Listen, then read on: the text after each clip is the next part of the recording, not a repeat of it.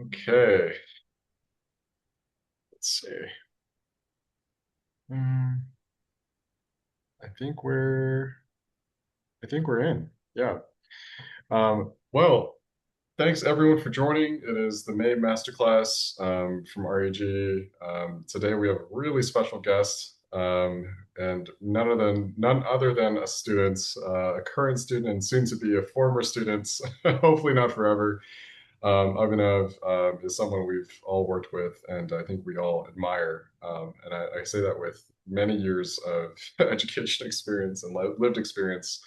I think, myself, like having, worked in different fields, having gone to, a place like Berkeley, I did have the privilege of kind of developing the skill of like, yeah, recognizing authentic people. I think when I see them, no matter the age, and I think the first time I met Abhinav, it was very clear. Like, he was a student who just was true to himself. And so, as we thought about, May being a mental health awareness month, we're not going to talk too much about mental health today, but I think we're definitely going to talk about a root, I would argue, of like wellness is just being true to yourself, having integrity, having real life interests, pursuing them unabashedly. I think, both intellectually but also socially. I think there was really no one better to have on other than Abhinav. So just wanted to welcome Abhinav. How are you doing? How are you feeling today? I'm feeling great. Senior year is coming to an end. I'm gonna be graduating in a week, and I'm feeling quite excited. That's crazy. So I guess like, walk us through a little bit about kind of, where you are at right now. So like, where are you heading? What does your summer hold for you? Where are you looking to go to college? How was that process? And I'm sure a lot has changed over the past like, couple of weeks. What was that like for you? Yeah. Yeah, so it is a crazy time period right now. It's if I could summarize it in a couple words, a lot of beginnings, a lot of endings. So looking forward, I'll be heading to Yale in the fall, in just about 3 months from today, and I'm looking to study both engineering and physics. And with so academically, I'm very excited for that. But there's also a lot of endings that make right now feel quite special and something I want to treasure. In fact, today I did my elementary school walk. And just next week, I'm going to be graduating. And really, it kind of puts into perspective how, like, just different chapters of the life just end and then they suddenly begin, and how important it is to reach out to the people that have cared for you and that you care for and ensure you keep staying in touch with, yeah, the people that matter the most. Yeah, it's obviously congratulations, getting to Yale. If I'm not mistaken, that wasn't an entirely straightforward affair. Is that right? Yeah, yeah. So I was committed to UCLA as late as 2 weeks ago, and then I was waitlisted at a lot of places, and one of them being Yale. And just one morning, checked my email and said from the admissions officer, "Hey, do you want to get on a call?" And it was some pretty great news. Yeah, well, hopefully the UCLA or Bruin viewers who end up seeing this don't get too offended that you ultimately opted out. But yeah, let's kind of dive into that. I guess what helped you decide on Yale out of all places? Why were you like, yeah, I'd rather go there than let's say go to LA. Yeah, so it was not an easy decision, and ultimately both places are fantastic academically. In fact, yeah, UCLA boasts a very strong aerospace program, which is aligned with what I want to pursue, a very strong aerospace sector. But what it ultimately came down for me was the the access of two things. I'd say the access of opportunities, access of research, the access of professors, and especially as someone who wants to go at least spend a few years in academia, hopefully pursue a PhD down the line, where those access to research opportunities really matter. Seems like at Yale it would be a lot more accessible than at a large public school like UCLA. And two, I thought to myself that I felt like I wanted to be surrounded by people with who are very, very driven, but can have very diverse interests as well.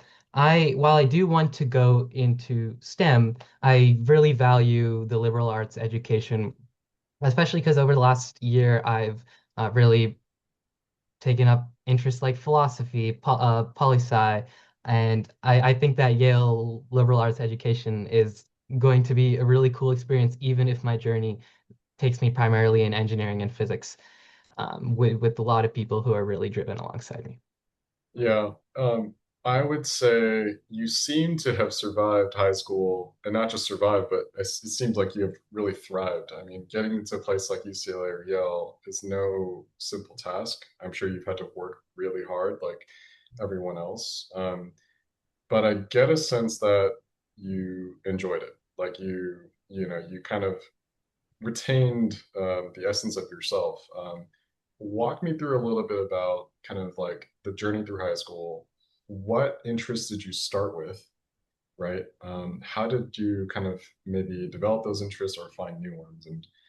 And let's start with that. Let's start with what were your interests and you know, basically, yeah, how did you build upon those interests over time?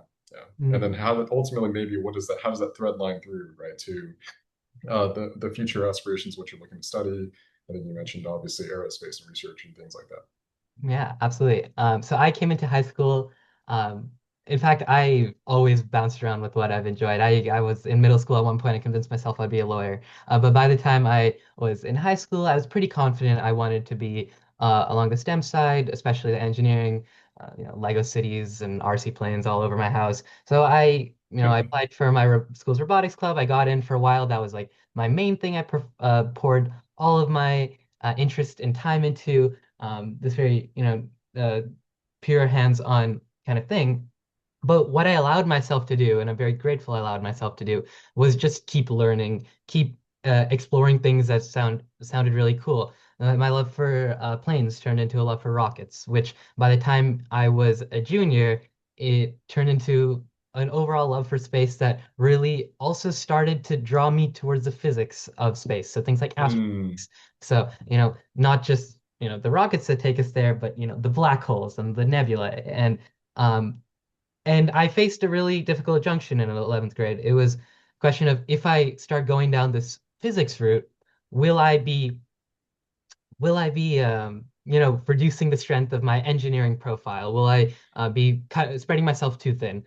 And I decided that, you know what, let's err on the side of learning. So I wouldn't say I just paused all my engineering interests, but I shifted, I poured a lot of like time and care into this new interest I was developing of astrophysics, and made some decisions in what extracurricular I would pursue there.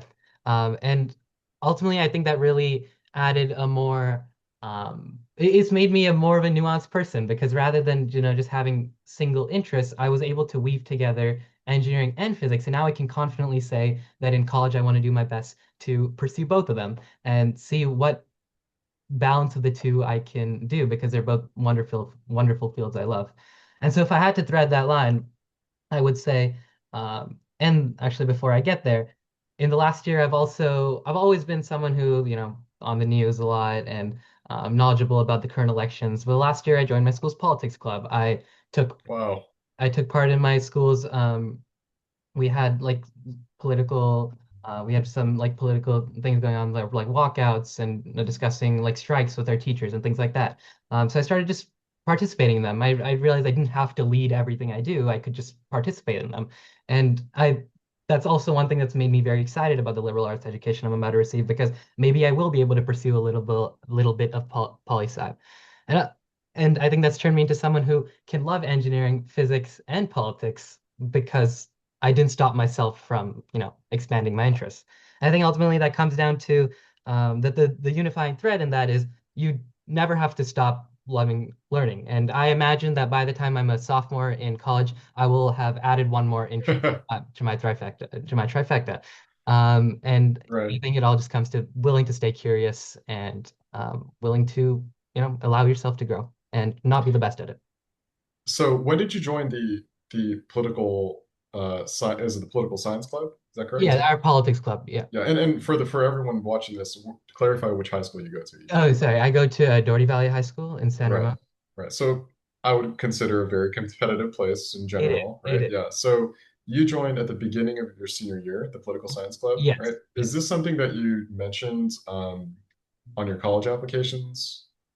I think it was in one of my activities for the UCs, but Hmm. not the not Common App. But I Got think it. there might have been an essay or two in talking about additional interests, or maybe it was a service related question in which I mentioned it. And yeah. Yeah, and I think that's a good segue into just like, not only how you did this, because I think that's a lot of the people who are going to watch this going to be curious, like, how do you find the time, right, to do robotics, right, like rocketry, looking into physics, right, going there. All of a sudden, he's joined the political science club. Like, I'm sure you were taking a bunch of APs. Like, it's crazy. But in addition to all this, you were also an athlete, if I'm not mistaken. Is that correct? I mean, you were involved, at least in things that weren't just purely intellectual, right? Yeah, so I'm someone who loves sports. So I played sports all throughout my childhood and middle school. Unfortunately, the reality of high school sports is that I did make a decision between playing high school sports or continuing with robotics because Mm. they're both like 20, 25-hour a week commitments. And while I wasn't able to keep playing on my team, one crucial realization, I think Dan really helped me make that realization as well, is that when later on I'm participating in things that um, are not just academic, they can be connected to the things I truly cherish. So even though I stopped playing baseball in ninth grade, I in 10th grade I picked up umpiring. So maybe a way to make some money as well, but also I would probably do it for free. It was a lovely it's been a lovely time over the last 3 years just officiating the game I love for these kids that reminded me of me when I was 8. And then Love it. later down the line, when I guess this is a bit of a longer story, but I think it's a perfect time to share it, is that when Dan had told me maybe one thing we can address on your college application is ensuring that you filled this category of uh, designated concern. What Demonstrated concern. demonstrated Yeah. concern? Yes. Yeah. So in essence, service in a way that shows empathy, or yeah, and connection to community. And rather than just making it be, an empty extracurricular of volunteering without putting much effort into it, I realized that I could bring it back to the sport I loved of baseball. So what I did was I reached out to this league in San Francisco called the Miracle League. They have a lot of chapters all around the Bay Area and the country, which runs a baseball league for children and adults with intellectual and developmental disabilities. And I spent a couple months there, just once again involved in the game I love, but in a way that was more oriented towards service and community. And one, it was a wonderful, fulfilling experience, and two, I guess the side bonus of it, and I guess maybe one positive side or one of the beauties of college applications and reflection is that I was able to write about it, and it did end up turning into my personal statement. And and yeah, I think it's very important to pursue the things you love that aren't just academic as well, because it turns you into a multidimensional person. Yeah, you mentioned nuance, and I wanted to point out a nuance that I really appreciated that you mentioned, which was the difference between being a participant and like having to lead, right? I think, when most students or parents think of like ECs, right? They think, oh, I have to become the officer of the club, or I have to like start a nonprofit, right? Even if there's already five nonprofits that already do the same thing, there's this, tendency to say, oh, well, if I'm going to do it, I better become a leader of it, which I think is pretty egoistic, I'd argue, and can be quite contrived in many circumstances. I'm not saying it always is, but there is something to be said about if I just like something, I'm just gonna do it. I'm not gonna worry so much about my title, or I just want to go see what it's about, and if it's got a good community, like even better, I can stay and learn and thrive. I think that's a really important distinction. So yeah, and by the way, I think there's something to be said about also like how a college reader looks at that, right? They see that, okay, one, how many robotic students do I know are, like are doing all these other things, whether it's, getting involved in rocketry and also doing like, looking to the theoretical side of physics, but also, taking baseball and not just umpiring it, but, seeing different ways of contributing to like, disadvantaged or underserved communities with it. So now, oh, the student is also now just joining the political science club. Like, there's no one would think there's no tactical advantage to that, whereas I would say absolutely there is because it demonstrates the student is genuinely looking for ways to get involved and learn the things they want to. And so, a simple question is like, to you, I'm just curious, like, how many members of your robotics team join the political science club? I'm just curious. Like, and I'm not saying again, I don't know the answer to this. It could be five, it could be zero. I don't know. But is there anybody who did? Well, I'm not sure if there's anyone in my club who specifically did political science, the club, but I do know there's a few students who I think are good. It's a good thing to that they branched. I know a couple do speech and debate or, Model UN, things like that, or continue to play sports. But yeah, I don't know. I don't think anyone in my club's also in the politics club. Hey, I'm not trying to toot your horn. I'm just trying to point out something that I like, at least anecdotally, is true for me, and I don't imagine is completely far-fetched to say like I don't think many students do that. And so I've not read, as far as I remember, I've not read an application that has that candidate. And that's we're talking like thousands, if not tens of thousands of applications I've read now. It's I've not read that before. I don't think I remember somebody who was interested in who did robotics, rocketry, theoretical physics, and joined the political science club, let alone their senior year. Like that, typically that's reserved for people who probably have prior exposure in speech and debate and mock trial or Model UN. So, I just really want to say that that's really inspiring because, I've been working in this field for almost 14 years, more than that. And it's like, I still find myself surprised, So, yeah, I guess let's pivot and think about like, if you were to tell yourself, something, maybe what caused you some anxiety as you think about the things that caused you anxiety over high school. If you were to go back in time and tell yourself like, hey, one thing to kind of like a point of wisdom to kind of chill the nerves, right? What would that be and why? I think I'll give two answers here. One academic, one a little bit more personal. Okay, On sure. the academic side, I'd say, oh shoot. Okay. Oh yeah, It's the academic okay. side, Yeah, it would be you don't have to do. I guess it goes hand in hand with what I've been saying, but you really don't have to do what other people are doing. I did do one of the most, stereotypical engineering clubs, robotics club.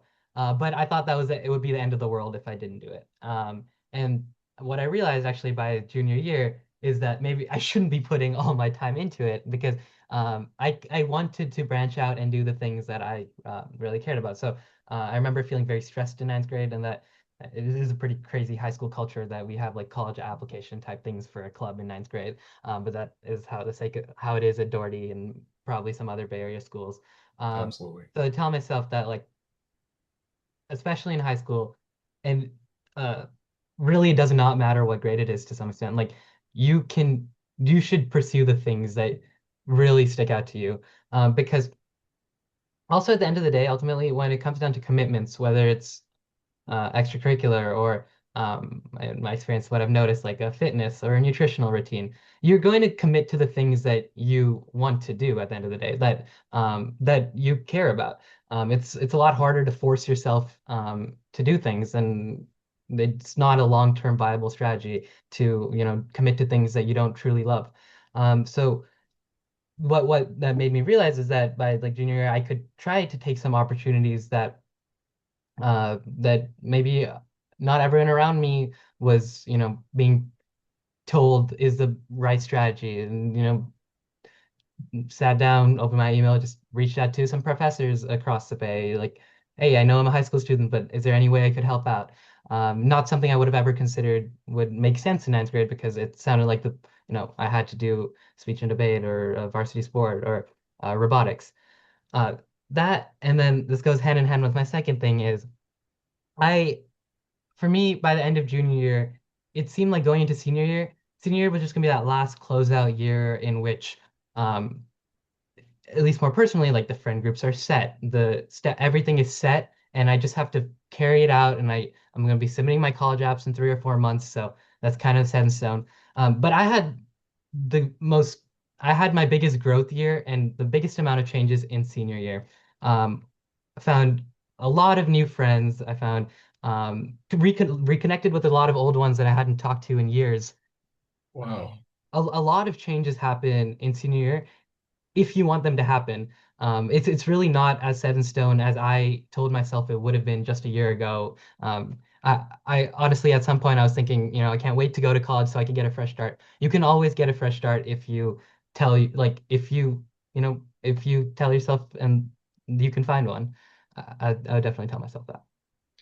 That's deep. Yeah, that's really deep. To some degree, it reminds me of a few things I've learned, having worked in admissions and seeing candidates at Berkeley, like who really gets through. One, it's the people who had the courage to be themselves and to continue to challenge themselves, right? Trying things that maybe they otherwise would not have tried. Um, adding a political science club, to the senior year when it doesn't really make any sense. But it absolutely does because we're constantly changing, right? Because it's those genuine attempts at, just learning something that I like just for the sake of it, that indeed sets you apart, I would argue, right? For Berkeley, LA, Yale, whatnot.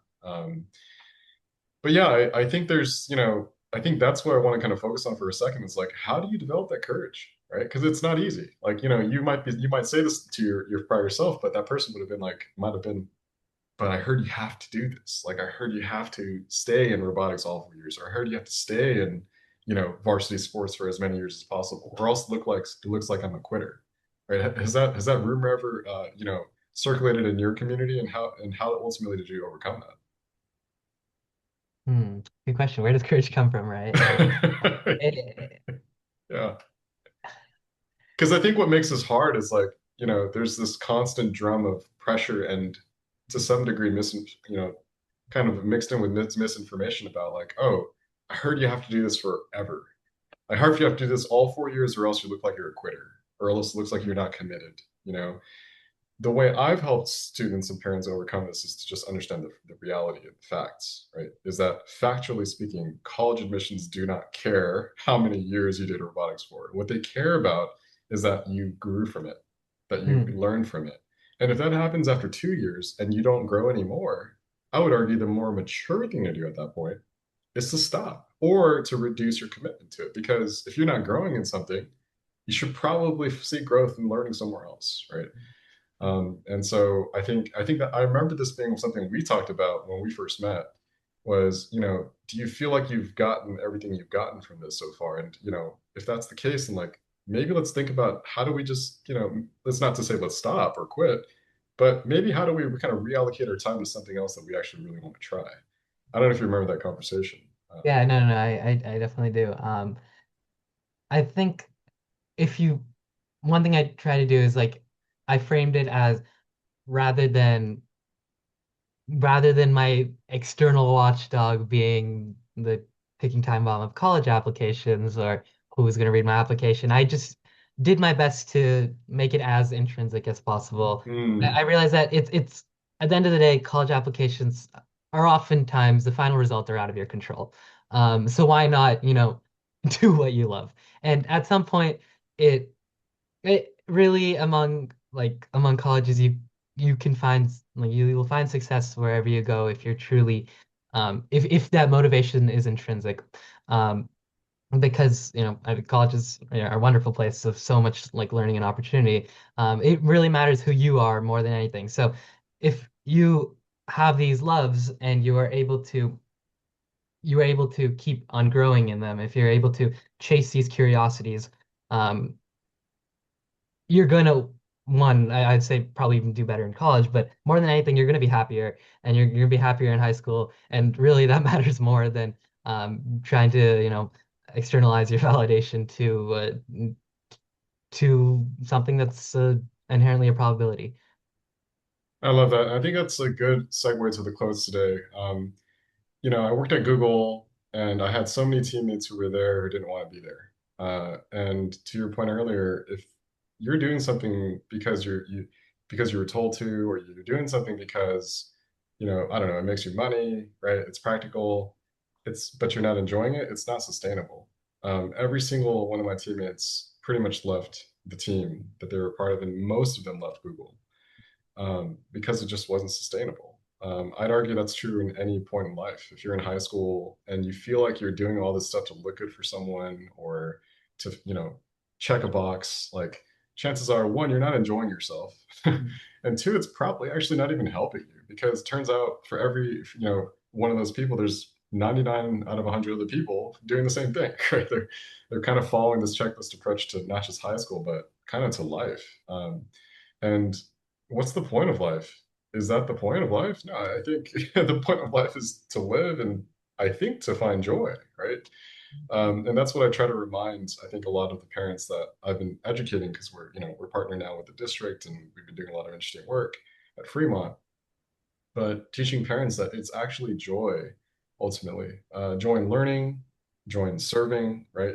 Like, people that you care about, members of your community that you care about, it's joy in just being ultimately that not only allows you to be more sustainably healthy, but I would argue like sustainably effective at school and your activities, college applications, and even if you don't get to the best college or whatever, you're a happy person. And I'd say, well, you definitely didn't lose, right? If you're a happy and healthy person. But yeah, as an ode, I guess, to the famous Ezra Klein. Let's close this out with your three favorite books, if you can make the list of three. What three books would you recommend to anybody watching this, whether it's parents and or students? Yeah. Ooh, any genre. Any genre you want. Wait, if we're on the topic of like, okay, so I'll tell you right now, this is good. This could easily become a rabbit hole. But right now the book I'm reading is Robert Sapolsky's Determined: a Science of Life Without Free Will. Have you read that, Dan? Yeah, yeah. I'm literally reading Behave, but yeah, go ahead. Oh, As a warm Behaved up, is by which author again? Robert Sapolsky. We'll get to that Okay. in a second. Yeah, yeah. It's honestly, I'm in a bit of a little bit of a philosophical revolution in my head right now, actually. Um, I think it's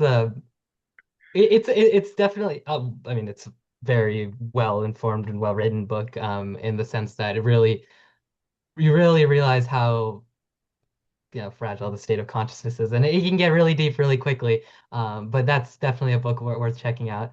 But I'd say the book that brought me to um, into physics in the first place and into my that really solidified my love for it was Hawking's A Brief History of Time. I think it's quite an accessible book that if for someone who's interested in the topic of space that can really take you from I think stars and black holes are cool to wow, I could really comment on how our understanding of physics has really changed over time and what's importantly what how little we know. I think that's a very beautiful thing to be able to acknowledge, and I think Hawking does that very well. Um, and then I'll throw in a couple fiction ones. You Uh, got one more. oh, one more. Yep. Okay, one more. Okay, I have to shout out, probably my favorite book of all time is Project Hail Mary, just because the movie is out recently. Um, I read it so long ago, but it I think that plus like A Brief History of Time, like one of quite fiction and one not like just really elevated my space interests. I know that was very concentrated on space, but if I had some more, I'd try to make it. No, that was But, that was really, really good, and I don't see any more of a fitting way to, I think, end today's masterclass and episode, if you will, of this learning session. I feel like I've learned and have been further inspired, and as I said earlier, I've been doing this for a long time, but yet I still find myself pleasantly surprised, but yeah, we're reading the same author. That's really funny. I'm actually taking the side quest route to Determined because Robert wrote Behave. He thought it was so self-explanatory. I guess it wasn't. And he's like, well, then I'll write a sequel, which is Determined. So instead of reading Determined first, I was like, well, let me read his baseline, Hmm. Book and Behave. So I feel like we're bound to meet up again and have a conversation about consciousness, about, Yeah, very interesting I'm topic. sure, space, and it's all tied together. But thank you so much for coming on, Ivanov. We'll definitely meet up real soon, hopefully before you leave for Yale. Yeah. Absolutely. Yeah. Well, thanks so much again. Yeah. We'll see Thank you you. real soon. Okay. All right, thank you. Take care, man.